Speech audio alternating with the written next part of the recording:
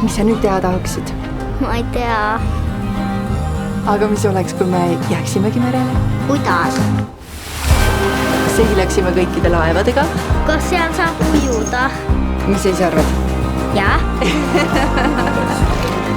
Mis sa õhtuks süüa tahad? Meie lemmikut.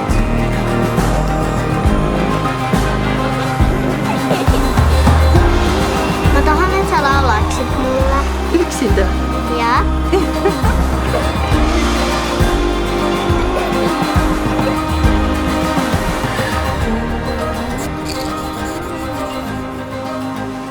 Lugupeetud reisijad, 30 minuti pärast saabume Tallinnasse. Kuule, ma ei teinudki koos ühtegi pilti.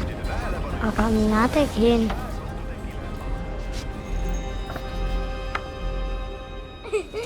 Kristina,